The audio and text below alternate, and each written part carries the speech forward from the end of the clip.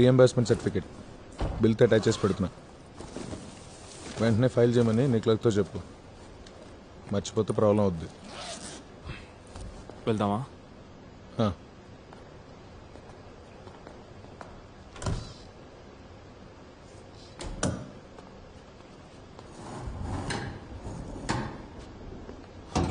ఓ bag కూడా ఉందా? రే రాజేష్,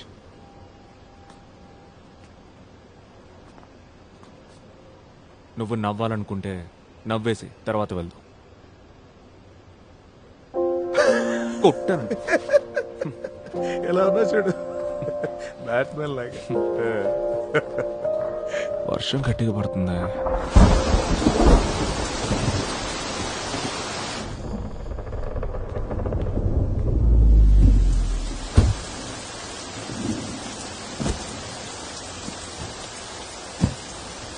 ఓకేరా, ఫీజు తీసుకో, వెళ్తాను. నేను మధ్యాహ్నం వరకు లీవ్ పెట్టా. ఈ రోజుకి ఇంకో క్లాస్ ఉంది. సరే. ఏదైనా అవసరం అయితే నాకు కానీ శాలినికి కానీ మొహమాట పడకుండా కాల్ చేయి. కాల్ చేయకుండా షో చేయకు. సరే వెళ్ళండి సార్. వెళ్ళి పిల్లలకి పాఠాలు చెప్పుకోండి ముందు.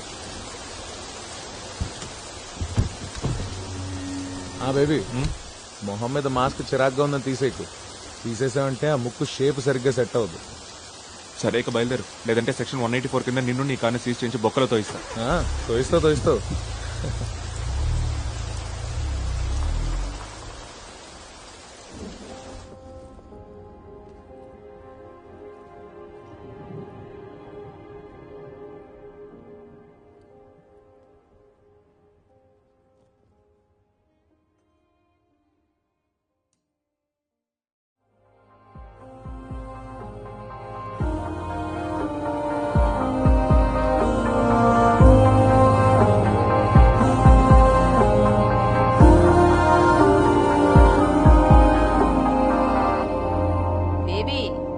కనిపిస్తున్నానా? నాకైతే అసలు ఏం కనిపించట్లేదు. ఒసే కత్రీనా, కొంచెం ఇది సర్చ్ చేసేళ్ళు. అమ్మా, ఇక్కడ ఇంటర్నెట్ కనెక్షన్ సరిగ్గా లేదు. బాగా వర్షం పడుతోంది. మావయ్య కెమెరా ఆఫ్ అంతే. అక్కడ బాగా వర్షం పడుతుందంట. ఎరా, నేను 17వ తారీఖున ఇక్కడ బయలుదేరి 18 పొద్దున్నే నీ దగ్గరకు వస్తాను. బేబీ, వినపడుతుందా నీకు? ఎయిర్పోర్ట్కి ఉదయాన్నే వస్తావుగా నువ్వు. హలో,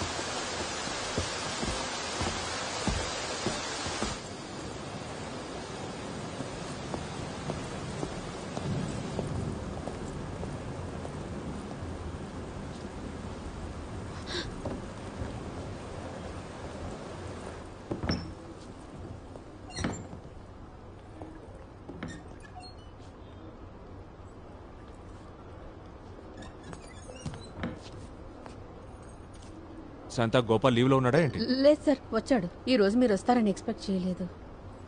ఎవరు ఎక్స్పెక్ట్ చేయలేదు? అవును, ఎవరు ఎక్స్పెక్ట్ చేయలేదు సార్. వాడిని పిలిచి వెంటనే క్లీన్ చేయమను. సార్. సీజేఎం ఉన్నారా? ఉన్నారు సార్, తన ఛాంబర్లో ఉన్నారు.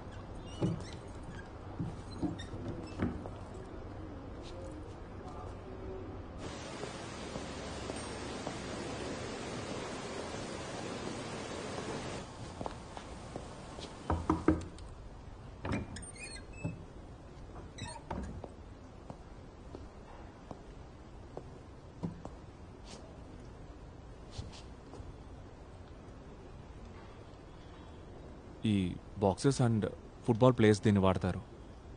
ముక్కు సెట్ అవ్వడానికి బ్రిడ్జ్లా ఉపయోగపడుతుంది. వాళ్ళది వాడటానికి ఒక కారణం ఉంటుంది. Okay, now tell me, what if something happen to that guy on the bike? అసలు ఆలోచించావా? అది కార్ని రాసుకుంటూ వెళ్ళినందుకు ఏంటి? వాడు నోటికొచ్చినట్టు పిచ్చి తిట్లు తిట్టాడు. అందుకని నువ్వు వాడిని చేసి గుద్దేశావు, అంతేగా? నువ్వు ఇంకా లా కాలేజ్లో స్టూడెంట్ యూనియన్ లీడర్వి కాదురా, ఓ జ్యుడిషియల్ ఆఫీసర్వి. అది మర్చిపోద్దు. Sir meeting.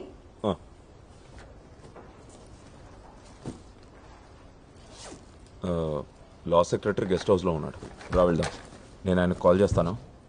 నీ మీద ఇంకా ఏమైనా కోపం ఉంటే ఈ మొహం చూడంగానే పోద్ది. నేను రాలేను సార్.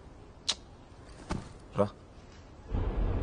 యా, 8 o'clock నేను వచ్చేస్తాను. ఓకే.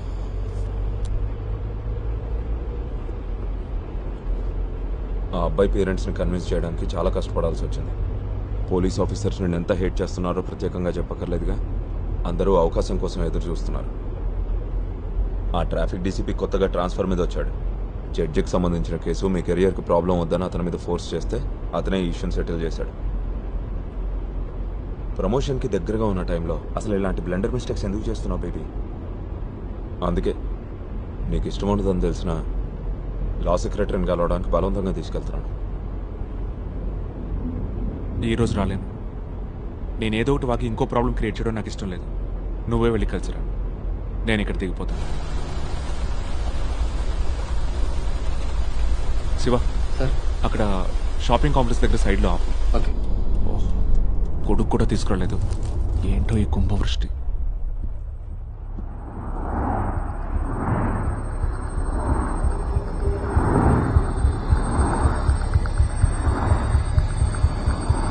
కుంభవృష్ట?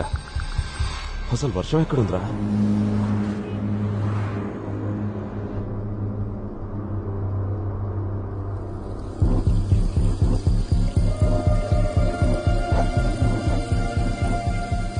బేబీ, ఏమైంది?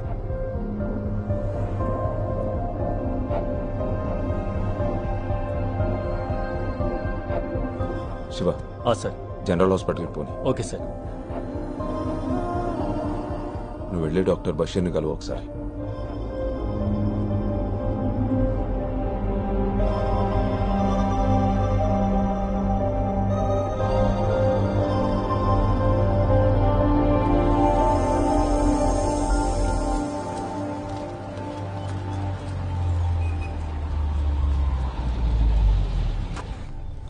బేబీ, డాక్టర్ని కలిసాక నాకు ఫోన్ చేయి.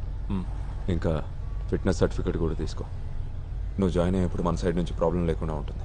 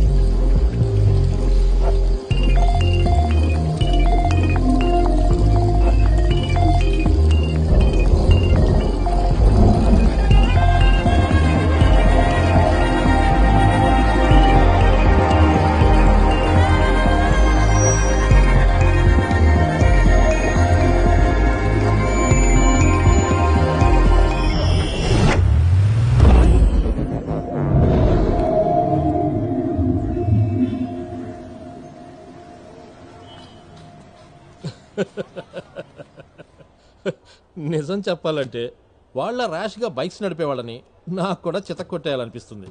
కొంచెం బట్టతలు వచ్చేసింది అనుకో, but I am still fit.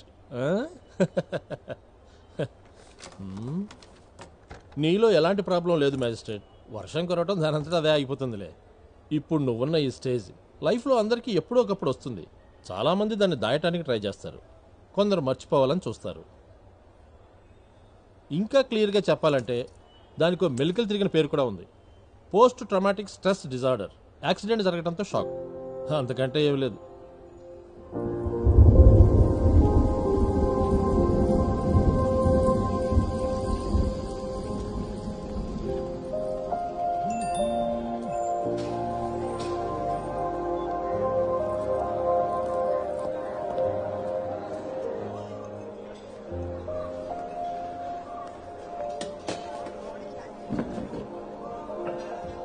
నేను ఎక్కువ టెన్షన్ పడకూడదని బషీర్ డాక్టర్ ప్రాబ్లమ్ని లైట్ చేసి మాట్లాడాడు.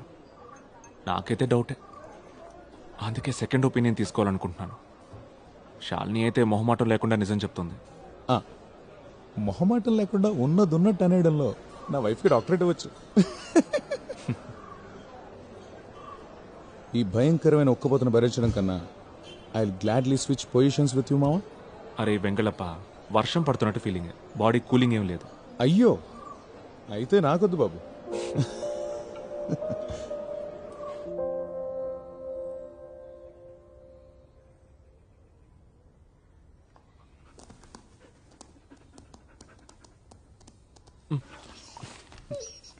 ఏంట్రా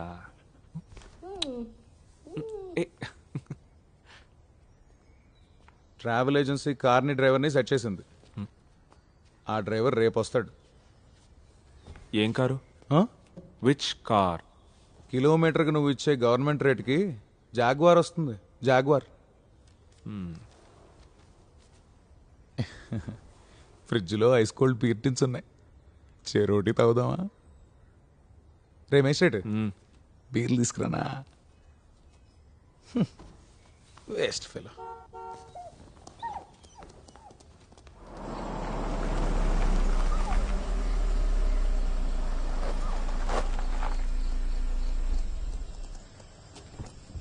హాచు ఏంట్రా? రా.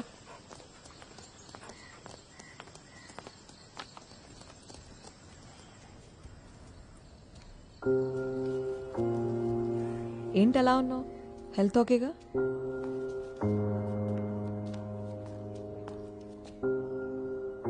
కావాలా?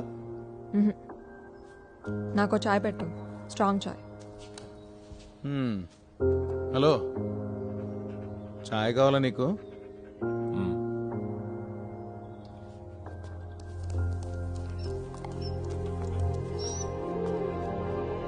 డాక్టర్ బషీర్ గారు ఏం చెప్పారు?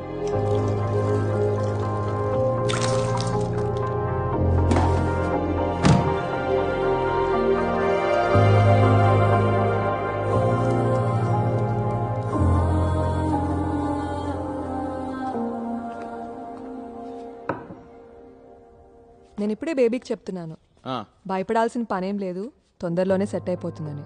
ఒకవేళ ఇది ఇలాగే కంటిన్యూ అయిందనుకో, అప్పుడు మనం ట్రీట్మెంట్ గురించి ఆలోచిద్దాం. అయితే డాక్టర్ రాసిన మెడిసిన్స్ కూడా వాడక్కర్లేదు, అవునా? చూద్దాం కొన్నాళ్ళు. ఈ డాక్టర్ బషీర్ సైకియాట్రిస్ట్, నేనేమో చిన్నపిల్లల్ని ట్రీట్ చేసి క్లినికల్ సైకాలజిస్ట్ని. ఆ డిఫరెన్స్ అయితే ఉంది, మర్చిపోవద్దు. వీడు కూడా బేబీయే కదా, బేబీ కుట్టి. పిల్లల గురించి చెప్పాలంటే నిన్న నా దగ్గరకు ఒక ఇంట్రెస్టింగ్ కేసు వచ్చింది. 2nd క్లాస్ చదువుతున్న ఒక చిన్నపిల్లడి కేసు. ఎలా చూసినా 7 సంవత్సరాల కన్నా ఉండవు. లీజర్ పీరియడ్లో టీచర్ పిల్లల్ని కథలు చెప్పమని అడిగిందంట. పిల్లలందరూ క్యాట్ అండ్ మౌస్ అనే చిన్న చిన్న కథలు చెప్తే వీడేమో ఒక థ్రిల్లింగ్ మర్డర్ స్టోరీ చెప్పాడంట. అది విని టీచరు, పిల్లలు అందరూ వణికిపోయారంట. అందుకే నన్ను రమ్మని పిలిచారు. ఏంట కథ? వాడేదో టీవీలోనో సినిమాలోనో చూసి చెప్పుంటాడు. కథ చెప్పినప్పుడు కానీ తర్వాత కానీ వాడేం గిల్టీగా ఫీల్ అవ్వలేదు. టీచరు, ప్రిన్సిపల్ ఇలాంటి కథలు ఎక్కడ నేర్చుకున్నా అని తిట్టినందుకు ఫీల్ అయ్యాడు. నేను వాడిని బాగా ఎంకరేజ్ చేశాను.